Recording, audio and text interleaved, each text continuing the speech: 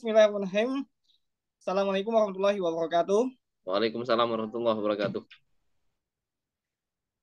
Saya Diki Pratama, izinkan mewakili dari kelompok 3 untuk memandu presentasi kelompok 3 guna memenuhi syarat tugas dari wawasan pendidikan uh, bertemakan hubungan dan peranan pendidikan dalam sosial, ekonomi, dan politik. Adapun anggota kita itu ada Om Heru Amrullah, Om Muhammad Hayin Apipi, dan Om Rudianto. Seperti itu. Oke, next. Uh, jelas tema kita ini merupakan adalah hubungan dan peranan pendidikan dalam sosial, ekonomi, dan politik. Hubungan dan peranan pendidikan dalam bidang ekonomi, sosial, dan politik ini merupakan tidak lepas dari institusi pendidikan, yang mana institusi pendidikan ini sangat penting dalam kehidupan modern saat ini, seperti itu. Sepertiga usia kita habiskan dalam lembaga pendidikan. Begitu juga dengan berbagai macam kompetensi yang penting dalam kehidupan kita pelajari dalam lembaga pendidikan, seperti itu. Kita juga mempelajari sikap kesadaran, sikap keterampilan, serta keterampilan-keterampilan yang penting bagi hidup kita dalam lembaga pendidikan. Bahkan peran-peran sosial dan profesi yang akan kita lakukan di masa yang akan datang, kita pelajari juga di dalam dunia pendidikan. Oleh sebab itu, sangat penting melihat kaitan lembaga-lembaga ini dengan institusi pendidikan. Dan oleh sebab itu, presentasi kelompok 5 pada kali ini adalah bagaimana memahami hubungan dan peranan pendidikan dalam bidang ekonomi, sosial, dan politik, seperti itu. Di sini learning objektifnya kita bagi menjadi 3. Bagian pertama itu akan disampaikan oleh Mas Heru Amrullah tentang peran pendidikan dalam perubahan sosial. Bagian keduanya dilanjutkan dengan Mas Hayin Afifi berkaitan dengan peran pendidikan dalam perubahan ekonomi, dan bagian politiknya ini akan disampaikan oleh Mas Rudianto, seperti itu. Oke, next Mas. Nah, adapun latar belakang terkait materi kali ini itu sudah tertera pada Undang-Undang Nomor 20 Tahun 2003 tentang yang berbunyi pendidikan adalah usaha sadar dan terencana untuk mewujudkan suasana belajar dan proses pembelajaran agar peserta didik secara aktif mengembangkan potensi dirinya sehingga memiliki kekuatan spiritual keagamaan, pengendalian diri, kepribadian, kecerdasan, akhlak mulia, serta keterampilan yang akan diperlukan oleh dirinya, masyarakat, bangsa, dan negara. Artinya apa? Pendidikan mempunyai peranan yang sangat penting dan juga mempunyai letaknya itu sangat strategis dalam proses pembangunan suatu bangsa, seperti itu. Pembangunan suatu bangsa ini merupakan hal yang sangat penting untuk pertumbuhan dari suatu bangsa. Dengan kata lain, pembangunan suatu bangsa merupakan proses yang berkesinambungan dan juga memerlukan kerjasama dari semua aspek kehidupan masyarakat, mulai dari aspek sosial, aspek ekonomi, aspek politik, aspek kultural, dan juga pendidikan. Maka pendidikan merupakan salah satu kunci strategis untuk mencapai pembangunan bangsa yang lebih baik, seperti itu. Oke, pemaparan bagian pertama akan disampaikan oleh Mas Heru Amrullah. Silakan, Mas.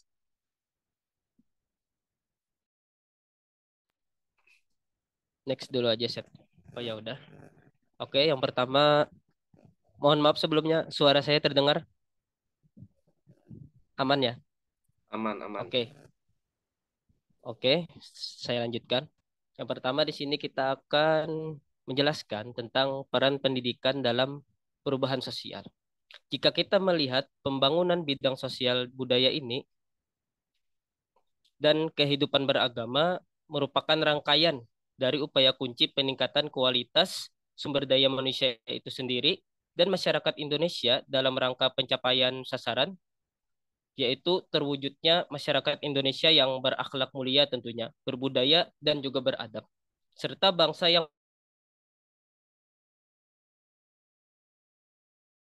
mewujudkan tersebut.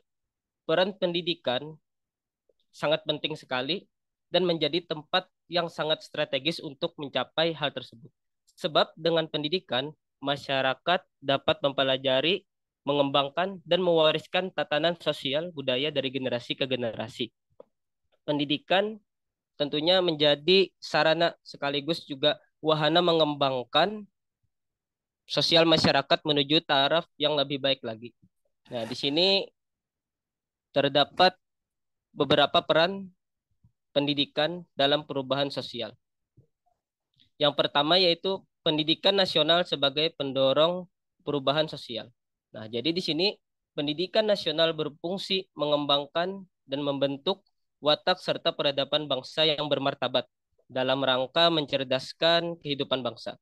Bertujuan untuk mengembangkan potensi peserta didik. Nah, jadi adanya pendidikan ini akan mengembangkan potensi peserta didik agar menjadi manusia yang beriman dan bertakwa tentunya dan memiliki akhlak yang mulia serta menjadi warga yang demokratis dan bertanggung jawab. Jadi pendidikan ini sangat penting untuk mendorong perubahan sosial yang akan mengembangkan potensi peserta didik karena dengan maksimalnya pendidikan maka akan ada pengembangan kemampuan baik secara intelektual maupun secara interaksi sosial. Terus akan ada yang namanya pembentukan watak atau pembentukan sikap dari peserta didik tersebut. Terus juga akan ada pembentukan peradaban bangsa yang bermartabat bermartabat bagi bangsa kita sendiri dan bermartabat dilihat oleh bangsa lain. Terus mencerdaskan kehidupan bangsa. Lalu yang kedua di sini pendidikan sebagai pusat perubahan. Nah, jadi di sini pendidikan yang kita ketahui telah disepakati oleh banyak ahli memiliki peran yang besar dalam penyediaan sumber daya manusia yang berkualitas dan memiliki daya saing yang tinggi. Karena semakin tinggi tingkat pendidikan, semakin tinggi peluang seseorang untuk meningkatkan kualitasnya, baik dalam bidang pekerjaan maupun di sosial masyarakat. Nah, tetapi sebenarnya pendidikan bukan hanya sebagai alat membentuk sumber daya manusia yang berdaya saing saja, melainkan juga diharapkan ikut menentukan terjadinya berbagai perubahan sosial. Makanya di sini disebutkan pendidikan sebagai pusat perubahan. Terus yang ketiga yaitu sekolah dalam mengantisipasi perubahan.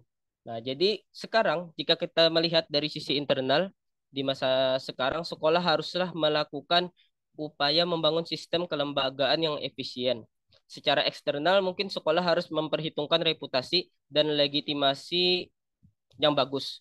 Maka sekolah akan mudah meraih dukungan dari masyarakat tentunya.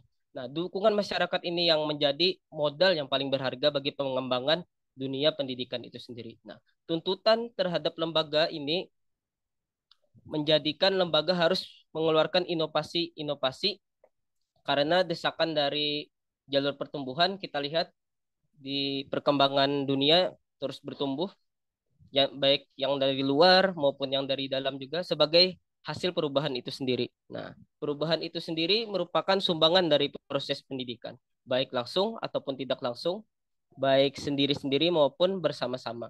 Dengan faktor-faktor lain seperti faktor ekonomi, faktor sosial, agama maupun politik. Jadi pendidikan memberikan jalan efektif dalam membangun dan mempercepat perubahan. Sebagaimana disebutkan di sini tadi, sekolah menjadi solusi untuk mengantisipasi perubahan. Nah, begitu. Terus yang keempat, ada masyarakat berbasis pengetahuan sebagai jalur pertumbuhan.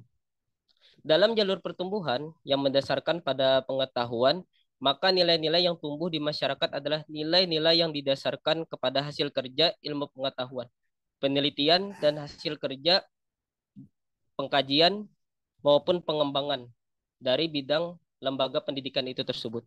Nah, jadi dari hasil kerja seperti ini biasanya bukan saja menghasilkan pertumbuhan, industri manufaktur, perubahan konten, cara kerja mereka di masa yang akan datang. Nah, tentunya akan meningkatkan pengetahuan mereka sebagai jalur pertumbuhan mereka di masyarakat nanti. Jadi pendidikan sudah harus selayaknya mempertimbangkan munculnya nilai-nilai baru, menyerapnya, dan kemudian mengadaptasikan ke dalam proses kependidikan. Nah, salah satu implikasi dari perubahan itu kemudian akan mendorong terjadinya upaya melakukan reformasi manajemen pendidikan untuk meningkatkan kualitas masyarakat kita ke depannya nanti. Lalu yang kelima di sini ada pendidikan sebagai faktor pendorong perubahan sosial. Oh, ini sama aja dengan yang nomor 1 tadi. Jadi intinya pendidikan ini memberikan nilai-nilai tertentu bagi manusia, terutama membuka pikiran dan membiasakan masyarakat atau siswa itu sendiri untuk berpikir kritis, berpola pikir yang ilmiah, rasional, dan objektif. Nah, jadi maka di sini bidang pendidikan menjadi salah satu tumpuan dalam menguatkan daya rekat sosial. Nah, dalam kemajemukan. Nah, di sini ada next slide. Maaf. Nah, di sini pendidikan menjadi salah satu tumpuan dalam menguatkan daya rekat sosial dalam kemajemukan. Nah, jadi di sini ada beberapa strategi bidang pendidikan dalam mewujudkan daya rekat sosial dalam kemajemukan yaitu sebagai berikut. Yang pertama di sini ada penumbuhan budi pekerti. Nah, tatanan sosial yang tercipta dalam kehidupan masyarakat dan bangsa yang kita lihat saat ini tentunya dipengaruhi oleh karakter warga masyarakat dan bangsa tersebut. Masyarakat yang berkarakter merupakan modal pembangunan masyarakat menjadi hal yang sangat krusial. Jadi budi pekerti ini akan berkembang terus secara masif dan sistematis gitu. Nah, jadi penumbuhan budi pekerti ini merupakan rangkaian usaha pertumbuhan dan perubahan yang berencana dan dilakukan secara sadar oleh seluruh warga suatu bangsa, negara, dan pemerintahan menuju modernitas dalam rangka pembinaan bangsa. Jadi setiap lembaga pendidikan memang harus melaksanakan yang namanya penumbuhan budi pekerti ini. Yang kedua, di sini ada revitalisasi gotong royong melalui bidang pendidikan. Ini strategi selanjutnya. Gotong royong itu yang kita ketahui merupakan karakter bangsa Indonesia sendiri. Nah, di mana biasanya gotong royong ini terkenal dengan sifat kebersamaan. Nah, ini harus kita tumbuhkan di tengah tantangan budaya-budaya luar yang masuk ke Indonesia sehingga membuat masyarakat Indonesia sekarang ini lebih condong ke sikap individualis gitu. Nah, jadi tantangan ke depannya adalah bagaimana kegiatan pendidikan karakter yang sudah mulai intensif dilaksanakan di sekolah-sekolah ini juga mendapat proses penguatan dari lingkungan keluarga dan masyarakat sehingga berbagai perilaku yang dikembangkan nanti di sekolah juga menjadi kegiatan keseharian siswa di rumahnya. Nah, gitu. Biasanya kalau di sekolah itu ada yang namanya pembiasaan. Itu salah satu program yang sangat bagus sudah. Lalu yang ketiga di sini ada revitalisasi pendidikan, keluarga dan agama. Oke, jadi di sini pendidikan menempati ruang yang amat penting bagi proses pembangunan di berbagai bidang. Pendidikan merupakan hal yang sangat mendasar dalam meningkatkan kualitas kehidupan bangsa. Jadi di sini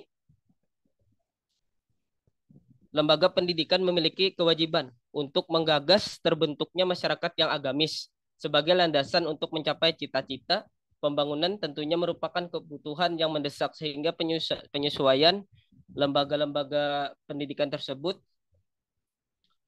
akhir-akhir ini cukup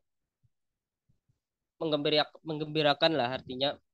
Sekarang banyak sekolah memberikan program-program yang diselingi dengan kegiatan-kegiatan agama gitu. Yang tentunya akan menciptakan masyarakat yang maju ke depannya dan berakhlak mulia. Nah, selain kewajiban sekolah dalam bidang agama ini, orang tua juga wajib untuk memberikan pendidikan. Nah, yang ditanamkan kepada anak-anaknya, anak yang masih dalam kandungan yang usianya 3 tahun pun sebenarnya sudah dapat diajari, yaitu diawali dengan perilaku, biasanya pendidikan perilaku. Jadi memang pendidikan agama ini harus antara sekolah dan orang tua itu harus berkolaborasi. Nah, gitu. Jadi di sekolah gurunya mendidik, dan sekolah pun memfasilitasi atau memberikan parenting lah, istilahnya pendidikan parenting kepada orang-orang tua di rumah agar orang tua bisa memberikan pendidikan agama yang sistematis lah. Nah, biar enak dia mendidik anak-anaknya gitu. Dan tentunya pendidikan agama ini untuk masa depan anak kita juga gitu. Istilahnya peserta didik ke depannya untuk menjadi masyarakat yang berkarakter dan berakhlak mulia. Mungkin untuk bagian saya ini saja. Selanjutnya peran pendidikan dalam bidang ekonomi akan dilanjutkan teman saya Mas Rudianto. Monggo Mas. Baik, terima kasih sebelumnya Mas Heru dan Mas Diki. Nah, di sini saya akan menjelaskan peran pendidikan dalam perubahan ekonomi. Tentunya perubahan ekonomi yang dimaksud adalah pertumbuhan ekonomi. Nah, sekarang kita bahas terlebih dahulu apa pengertian pertumbuhan ekonomi. Pertumbuhan ekonomi adalah peningkatan dalam kemampuan dari suatu perekonomian dalam memproduksi barang dan jasa. Adapun pertumbuhan ekonomi itu sendiri dalam sebuah negara atau daerah itu bisa diukur dengan pendapatan produk domestik bruto atau PDB. Itu untuk pengukuran. Jadi apa namanya yang kita bahas di sini peran pendidikan bagi pertumbuhan ekonomi.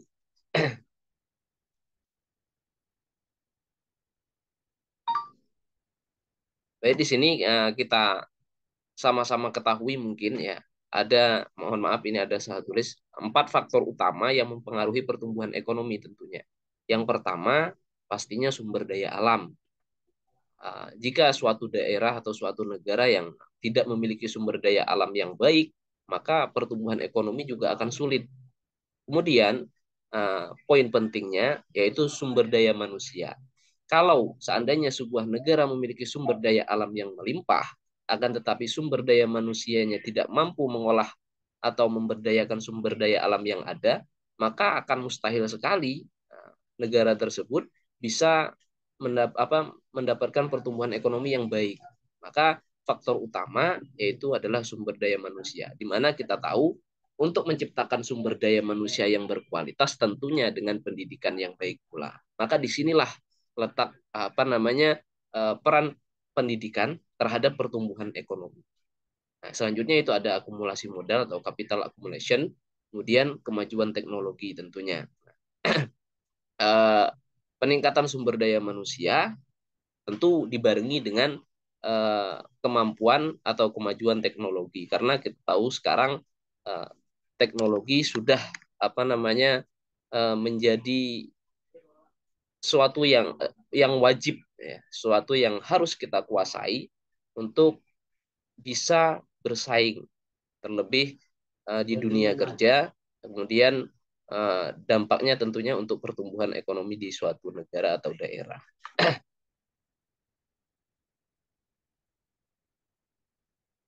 Peran pendidikan bagi ekonomi. Pendidikan memainkan peran penting dalam meningkatkan ilmu pengetahuan di masyarakat, sudah pasti. Kita bayangkan kalau seandainya tidak ada pendidikan, maka apa jadinya bangsa kita, apa jadinya masyarakat kita. Maka jelas pendidikan itu adalah sangat penting bagi peningkatan pengetahuan di lingkungan masyarakat. Namun pada umumnya pendidikan itu tidak hanya didapatkan di bangku sekolah atau di pendidikan-pendidikan formal saja. Ada juga pendidikan di dalam lingkungan keluarga, ada pendidikan di dalam lingkungan masyarakat atau lingkungan sosial. Kemudian pengalaman yang kita punya itu juga termasuk pendidikan atau pembelajaran yang bisa kita ambil dari berbagai pengalaman yang pernah kita lewati. Kemudian pendidikan menumbuhkan ide dan kreativitas sehingga memungkinkan setiap tenaga kerja lebih produktif dan dapat memanfaatkan terobosan teknologi untuk meningkatkan produktivitasnya. Pasti dengan kita tahu sendiri, kita bisa bayangkan seorang yang memiliki pendidikan pasti kualitasnya akan berbeda dengan seseorang yang tidak pernah mendapatkan pendidikan yang baik.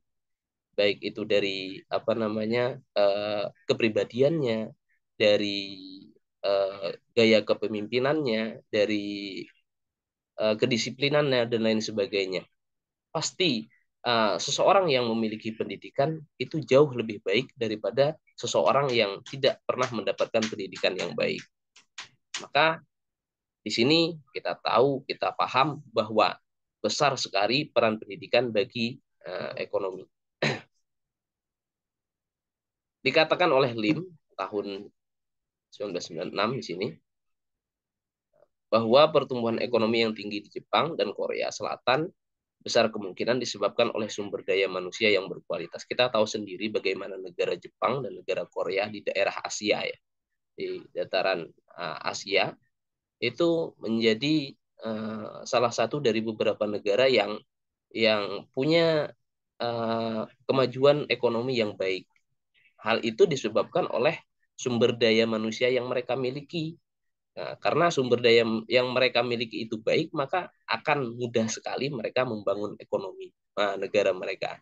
Kita tahu sendiri sejarah ketika Perang Dunia Kedua, di mana Jepang, dua kota besarnya itu dibom, Hiroshima dan Nagasaki. Ya, itu pemerintah Jepang itu pertama kali yang ditanyakan adalah berapa guru yang tersisa. Itu mungkin sejarahnya yang kalau tidak salah, berapa guru yang tersisa. Kemudian dari guru-guru yang tersisa itu mereka gembleng, mereka didik dengan sebaik-baiknya sehingga dalam kurun waktu 1 dekade mereka bisa kembali bangkit. Yang awalnya luluh lantah, ya. Kemudian sekarang kembali bangkit menjadi salah satu negara dengan ekonomi yang kuat. Kemudian kemajuan ekonomi di Korea dan Jepang tadi itu bisa dilihat dari tingkat melek huruf atau literati rate yang tinggi sehingga tenaga kerja mudah menyerap dan beradaptasi dengan perubahan teknologi dan ekonomi.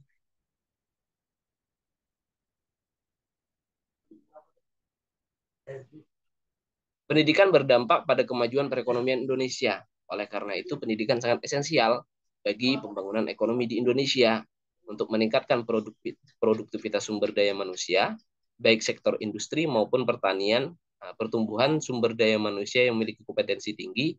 Hal ini dapat pada akhirnya akan berpengaruh terhadap pertumbuhan ekonomi bangsa Indonesia ke depan. Jadi, kalau Indonesia ingin menjadi sebuah negara yang dengan ekonomi yang kuat, maka hal utama yang perlu dibangun adalah kita membangun sumber daya manusia terlebih dahulu melalui pendidikan yang berkualitas tentunya.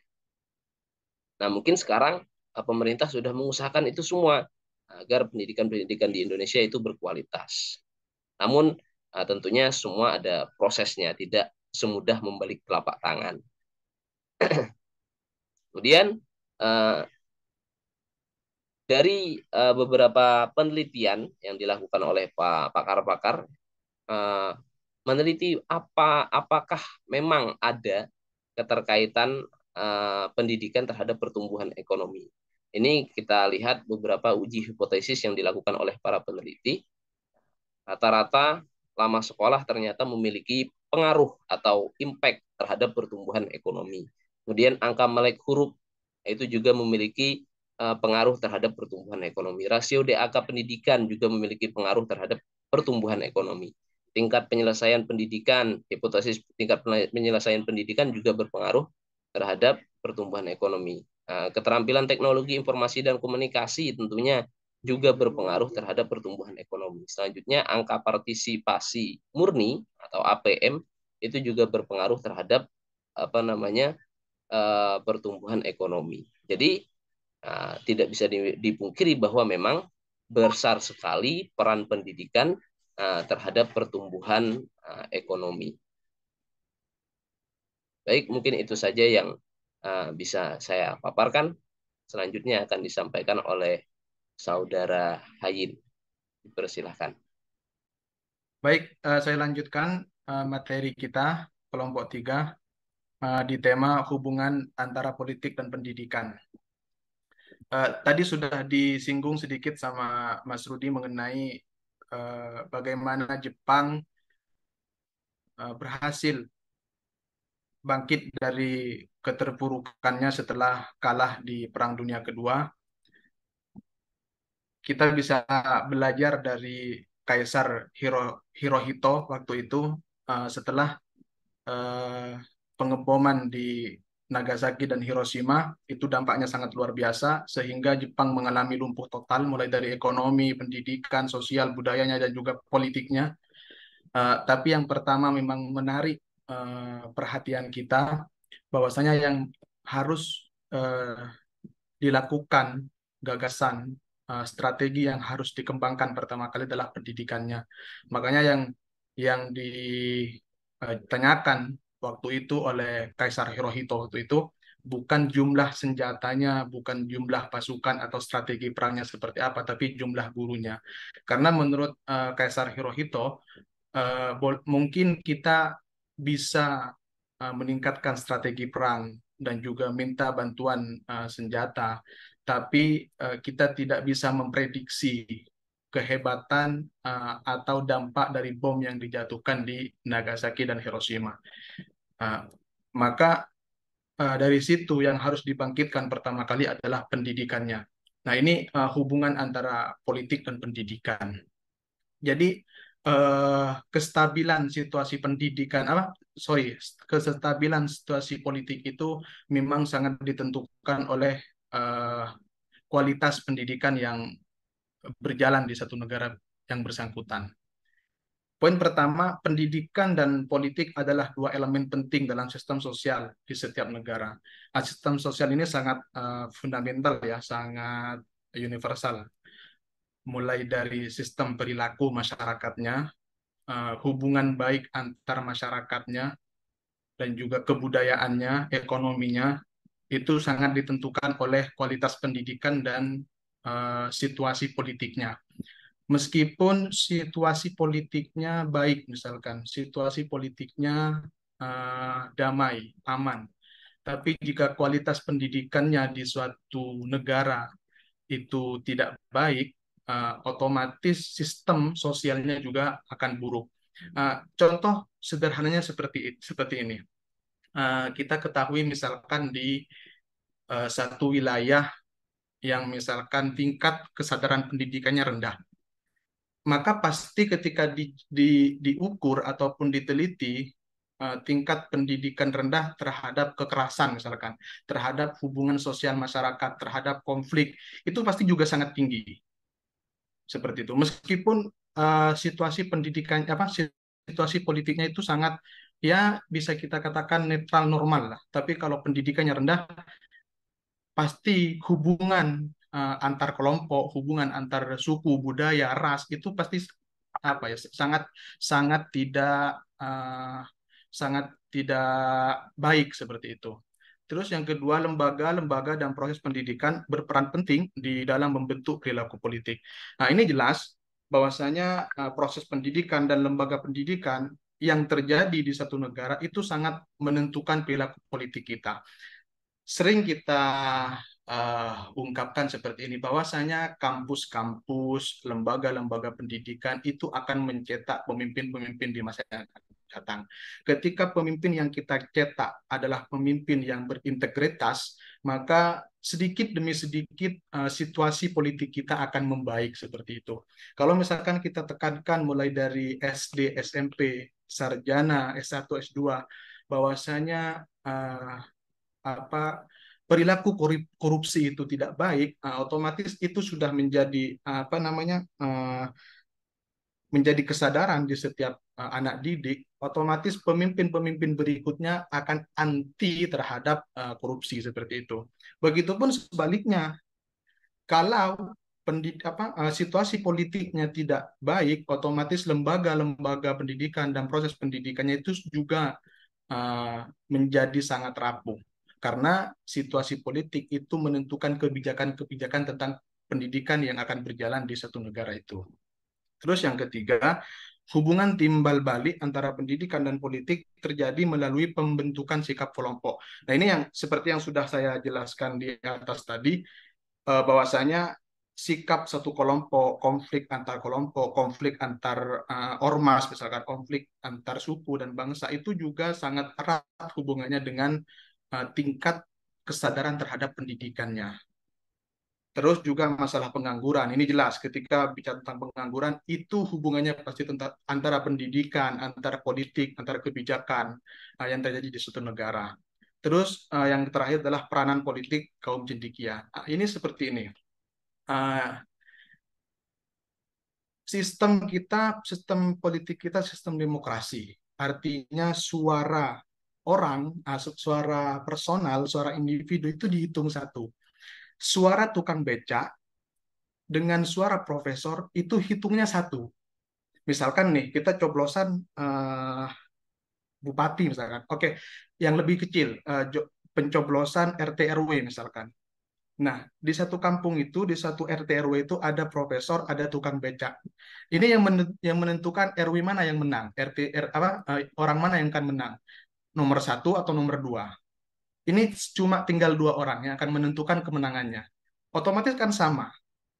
Eh, Suara tukang becak yang dibayar 10.000 dengan suara profesor yang dengan menganalisa itu tetap dihitung sama gitu. Nah, ini peran-peran pendidikan seperti itu. Maka semakin banyak kita, semakin sadar kita terhadap wawasan politik, semakin sadar kita, semakin tinggi kesadaran pendidikan kita, maka itu juga akan sangat mempengaruhi tentang situasi politik di negara kita. Dan terakhir, lembaga dan proses pendidikan menjalankan sejumlah fungsi politik yang signifikan. Ini jelas bahwasanya memang pendidikan itu mempunyai peranan yang sangat penting, sehingga fungsi-fungsi politik itu fungsi-fungsi politik akan berperan secara signifikan ketika pendidikan-pendidikan ini, lembaga-lembaga pendidikan ini, dan anak-anak yang berpendidikan ini mengontrol secara signifikan pergerakan-pergerakan tentang kebijakan-kebijakan di suatu negara. Oke, next. Kontrol negara terhadap pendidikan. Yang pertama, pendidikan menjadi tanggung jawab dan kewajiban negara dan didukung oleh seluruh rakyatnya. Ini tertera di Undang-Undang Dasar 1945 Pasal 9. Jelas bahwasanya memang amanat undang-undang mengatakan bahwasanya pendidikan itu adalah tanggung jawab dan kewajiban negara. Jadi permasalahan pendidikan adalah permasalahan yang harus diseriusi oleh negara. Terus yang kedua, pemerintah telah menargetkan anggaran 20% dari APBN untuk pendidikan. Kalau nggak salah, anggaran APBN kita di 2024 yang akan datang, tolong ini dicek ya teman-teman. Ini cuma sekilas pernah saya lihat di Tempo kalau nggak salah. Itu APBN kita di 2024 ini ada di angka sekitar 2.400 triliun. Dan 20% itu harus dialokasikan kepada pendidikan. Berarti sekitar 480 miliar. Nah, itu adalah anggaran dari negara yang harus dialokasikan kepada kepentingan pendidikan, sekitar segitu. Ini juga jumlah yang sudah sangat besar. Yang pertama ya tentu adalah pendidikan, terus yang kedua mungkin anggaran yang lumayan banyak itu adalah di Kementerian Pertahanan. Dan itu budgeting yang tidak dibuka ke publik seperti itu.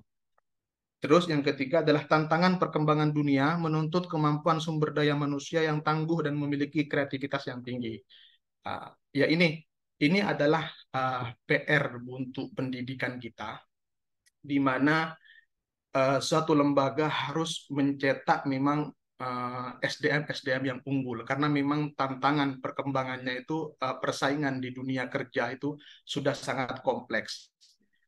Terus yang terakhir, pendidikan sebagai salah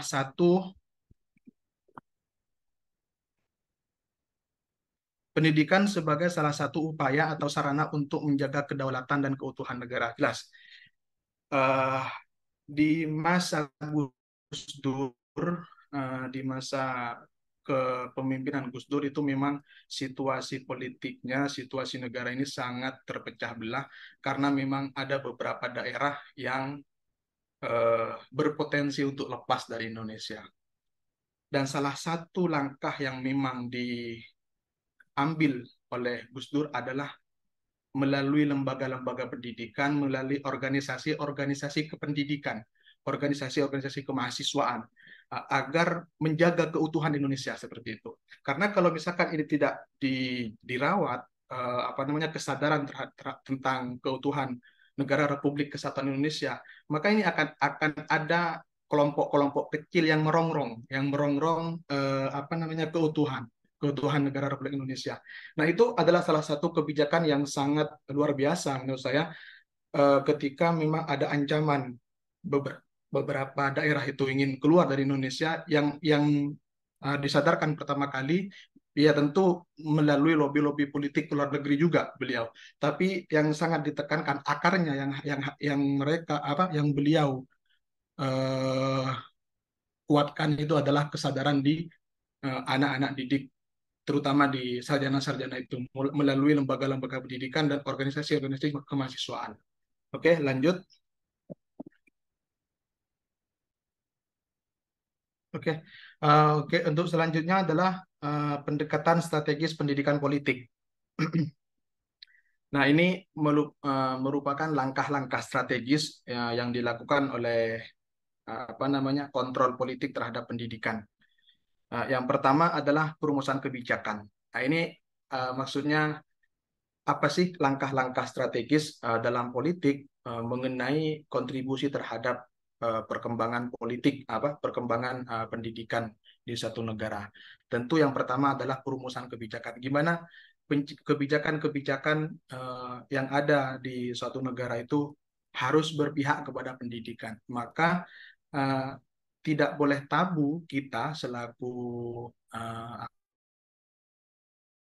apa namanya, selaku mahasiswa, selaku orang yang eh, berpendidikan, harus mengawal kebijakan-kebijakan pemerintah yang berkenaan dengan pendidikan. Ketika memang ada satu kebijakan yang sangat merugikan terhadap pendidikan, itu harus kita kontrol, harus kita evaluasi. Terus yang kedua, setelah kebijakan itu tentu adalah proses legitimasi. Nah, ini apa namanya ya? Ini adalah satu rangkaian yang satu rangkaian dalam sebuah kebijakan di dalam menentukan suatu program yang berhubungan dengan pendidikan. Setelah perumusan kebijakan itu kan ada apa, ada namanya RUU kan, rancangan rencana undang-undang. Rencana undang-undang itu adalah susunan dari rencana sebuah kebijakan. Terus setelah itu baru proses legitimasi, itu adalah proses pengesahannya, disahkan apa enggak seperti itu. Terus setelah itu baru proses penyampaian pada halayak. Itu adalah proses sosialisasi. Ketika pendidikan ya tentu kepada lembaga-lembaga pendidikan atau stakeholder yang berhubungan dengan pendidikan. Terus yang terakhir adalah proses pelaksanaan dari kebijakan dan yang sudah dirumuskan di awal itu harus dikontrol pelaksanaannya. Ini sudah sesuai dengan harapan yang dirancangkan, sudah sesuai dengan target, sudah sesuai dengan aturan-aturan yang disepakati atau tidak. Tentu itu harus dikontrol, mulai dari awal sampai akhir, sampai proses evaluasi itu harus dikontrol. Ini yang berhubungan dengan kebijakan pendidikan. Tentu kan kalau kebijakan pemerintah, kebijakan strategis politik itu sangat umum. Ada banyak kan, mulai dengan kebijakan ekonomi, kebijakan pertahanan, kebijakan budaya, kebijakan lingkungan sosial, kebijakan keperempuan misalkan. Nah, ini adalah fokus di kebijakan-kebijakan dalam pendidikan. Oke, next. Oke, untuk selanjutnya adalah pendidikan sebagai sarana pembangunan politik. Menurut Mukhtar Bukhari, beliau menyampaikan syarat manusia menjadi arif. Nah, ketika berbicara tentang pendidikan dan politik, tentu itu berbicara tentang kepemimpinan dan juga proses pendidikan. Apa sih pengaruh proses pendidikan terhadap kepemimpinan seorang pemimpin yang akan mengontrol semua proses perjalanan sebuah kebijakan di suatu negara itu. Nah, ini apa ya? Sesuatu yang harus diperhatikan. di mana proses untuk suatu kebijakan itu harus sesuai dengan apa yang sudah di apa sesuai dengan yang dicita-citakan oleh pendidikan. Di mana yang pertama itu adalah berpengetahuan yang luas. Seorang pemimpin itu harus mempunyai pengetahuan yang luas. Tentu pengetahuan yang luas ini akan diperoleh dengan proses berpendidikan, seperti itu. Terus yang kedua adalah mempunyai pemikiran yang sangat kritis. Sama, seorang yang mempunyai kebijakan harus mempunyai nalar kritis. Dan nalar kritis ini hanya bisa kita olah, hanya bisa kita kembangkan, hanya bisa kita dapatkan ketika kita melalui proses pendidikan. Terus yang selanjutnya, kecerdikan, akal sehat, pengalaman hidup, pemahaman terhadap norma-norma kebenaran itu juga hanya kita konsentrasikan, hanya kita bisa dapatkan dengan melalui proses pendidikan seperti itu. Oke, next.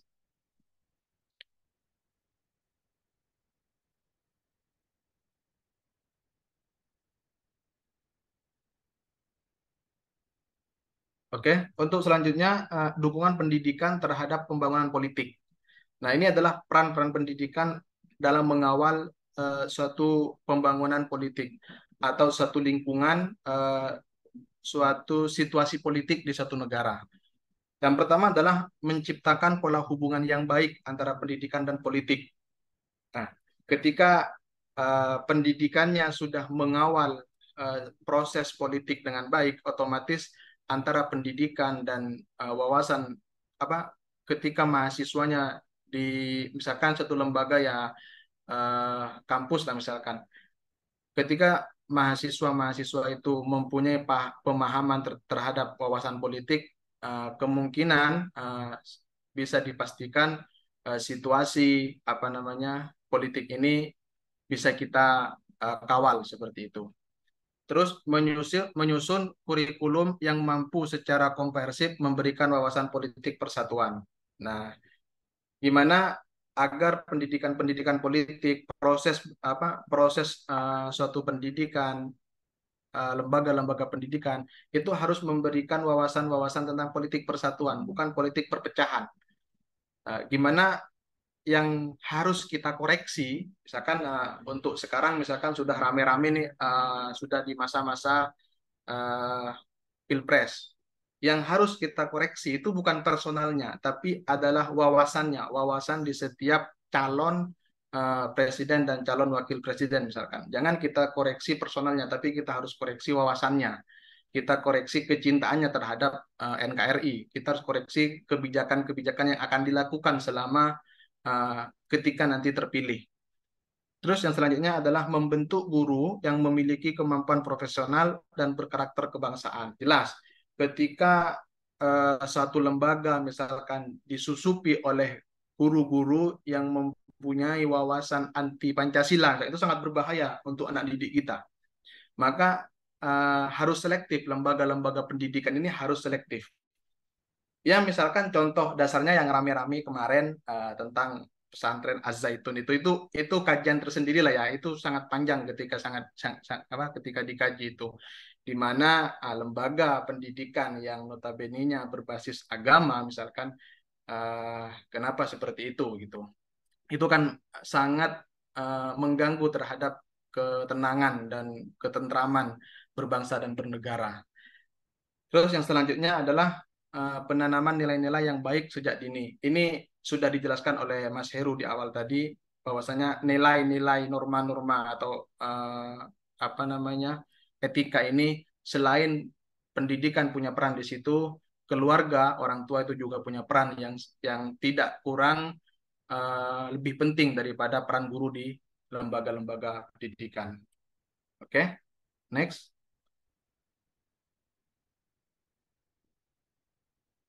Oke, selanjutnya Mas Diki. Oke, terima kasih teman-teman yang lainnya.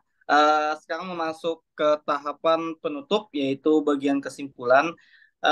Dari uraian yang dipaparkan oleh teman-teman barusan, artinya kita memahami kita memahami tes jelas ya. Jelas. Artinya kita memahami bahwa manusia dalam menjalankan kehidupan di atas dunia ini, di bumi ini, tidak terlepas dari yang namanya politik. Politik itu adalah sebagian daripada alat. Politik itu alat atau sarana yang mengantarkan individu atau masyarakat kepada tercapainya tujuan tertentu dalam kehidupan berbangsa dan bernegara seperti itu. Adapun sosial dikemas dalam bentuk negara. Dan negara adalah organisasi yang ada dalam suatu masyarakat tertentu yang mempunyai cita-cita yang sama untuk bersatu, hidup di dalam daerah tertentu, dan mempunyai pemerintahan yang berdaulat. Adapun pendidikan adalah suatu proses transfer ilmu dan nilai-nilai yang diarahkan pada tujuan yang mulia. Tujuan politik dalam suatu kehidupan ini berbangsa dan bernegara tidak akan tercapai apabila aspek pendidikan diabaikan. Sebaliknya, sebuah sistem pendidikan tidak akan mampu dijalankan dengan baik jika tidak bersinergi dan tidak didukung oleh tatanan politik yang baik. Nah, artinya kesimpulan pada kali ini, pendidikan politik itu adalah upaya menyadarkan masyarakat dari belenggu yang dibuat oleh manusia bagi manusia lainnya. Seperti itu.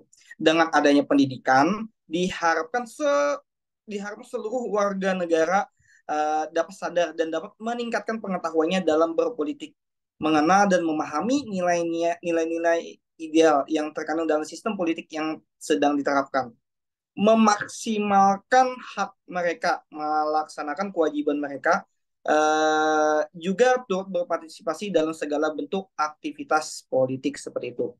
Selanjutnya, next. Saran.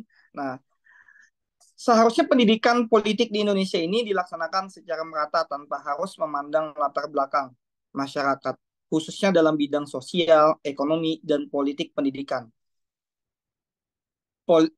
Pendidikan politik adalah tugas negara. Sebaiknya tidak disalahgunakan untuk mendoktrin rakyat, tetapi digunakan untuk menambah pengetahuan dan wawasan rakyat terhadap politik, sehingga dapat turut serta berpartisipasi dalam politik guna mewujudkan Indonesia yang lebih baik ke depannya. Seperti itu.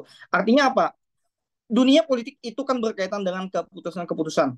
Keputusan apa yang perlu dibuat, bagaimana membuat keputusan, kemudian bagi siapa keputusan-keputusan ini, terus untuk semua orang, atau untuk sebagian orang, atau untuk sebagian segelintir orang keputusan-keputusan ini. Nah, itu tadi adalah pertanyaan-pertanyaan politik dalam dunia pendidikan. Apa yang diajarkan, apa yang boleh dan tidak boleh diajarkan, kurikulumnya seperti apa, mata pelajarannya itu seperti apa. Itu bukan hanya berkaitan dengan kompetensi atau berkaitan tentang profesi, tapi berkaitan dengan politik seperti itu. Contohnya, pemerintah terkait apa itu mengeluarkan keputusan tentang penerapan sistem zonasi. Nah, itu kan pemerintah itu dihadapkan dengan dua hal. Pertama adalah pemerintah berhadapan dengan masyarakat masyarakat yang semua orang harus mempunyai artinya kata masyarakatnya itu semua orang harus mempunyai kesempatan yang sama untuk sekolah. Yang bisa sekolah di dekat sekolah itu silahkan bersekolah.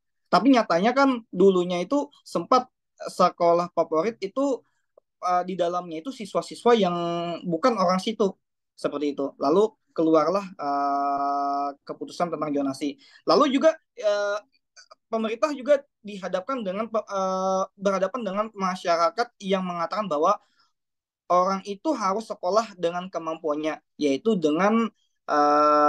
dengan seleksi seperti itu. Artinya ada yang pro zonasi dan ada juga yang pro seleksi. Hal ini adalah perihal politisi. Artinya para pengambil keputusan harus memutuskan mana kebijakan yang harus diambil dan mana kebijakan yang tidak diimplementasikan, diambil seperti itu. Oke, mungkin cukup sekian presentasi kelompok 4 pada kali ini. Sebelum kita tutup presentasi ini, kita berterima kasih kepada Profesor Dr. Kori Yohana atas memberikan kesempatan kepada kita untuk bisa memaparkan presentasi pada kali ini. Mungkin cukup sekian dari kita kelompok 4. Saya mewakili teman-teman minta maaf yang sebanyak-banyaknya apabila banyak terdapat kesalahan. Wabillahi taufik wal hidayah. Waridul inayah. Wassalamualaikum warahmatullahi wabarakatuh.